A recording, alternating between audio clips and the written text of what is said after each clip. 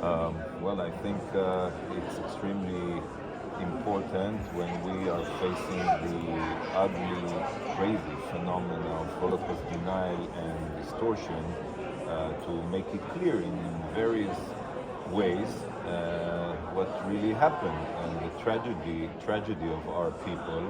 As I said here today, my family also suffering, and many of my family members were perished during the Holocaust. And today, when the UN has an integral, a central role to fighting anti-Semitism and to fight the Holocaust denial and distortions, so the fact that the Book of Names is here when we are opening this important exhibition here for all the world to see is another tool to fight these ugly, dangerous phenomena. Talking about fascism and Nazis, Russia started the war in Ukraine under the pretext that fascism is experiencing a revival in Ukraine. What do you say to that? Are there any signs that Ukraine is experiencing a fascism right now? I think Israel already commented on all the statements with regards to the denazification of Ukraine. We don't see any connection between the tragedy of the Holocaust and fighting anti-Semitism to the war that sadly is taking place in Ukraine. Thank you so much. Next speaker is His Excellency Mr. Gilad Erdan, the permanent representative of Israel to the United Nations.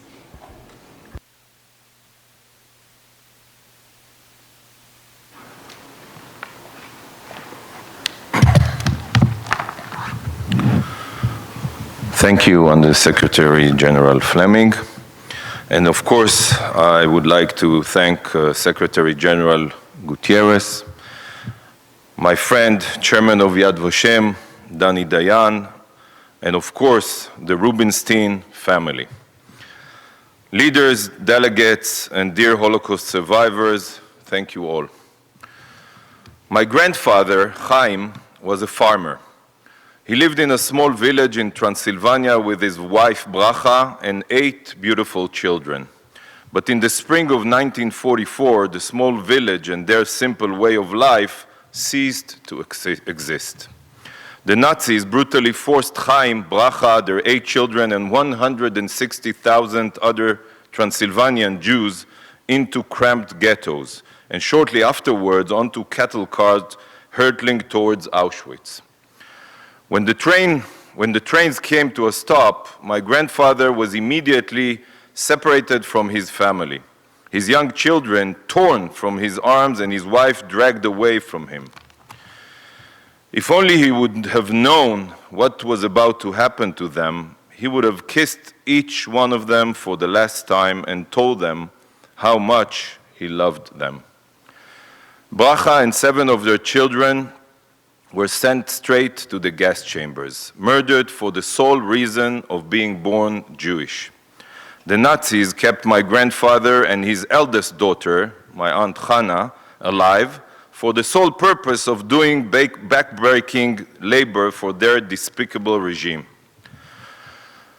Friends, Bracha, Pearl, Tzvi, Sarah, Hodaya, Leah, Henya, and baby Mordechai, murdered at only 2 years old, are eternally enshrined in the Book of Names downstairs.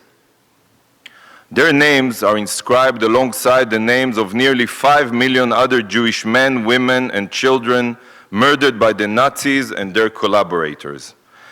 Thanks to Yad Vashem, their memory will live on forever.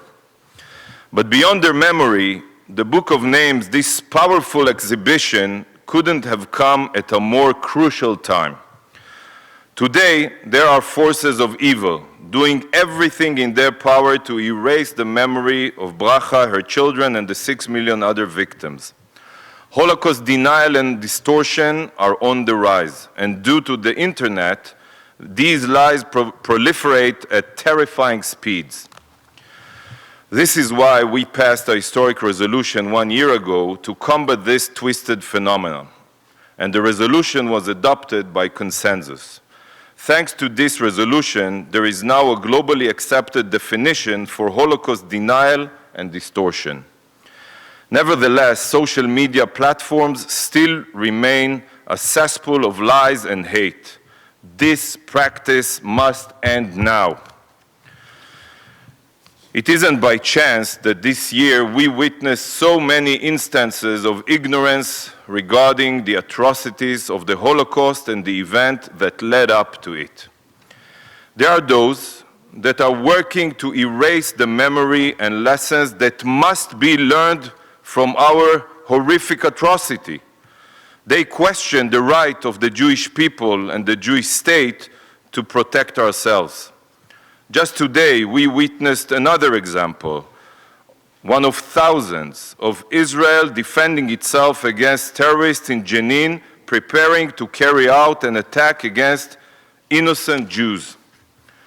I expect the international community to stand behind the Jewish people defending ourselves in the Jewish state, as this is one of the most fundamental lessons learned from the Holocaust, the tragedy of the Jewish people.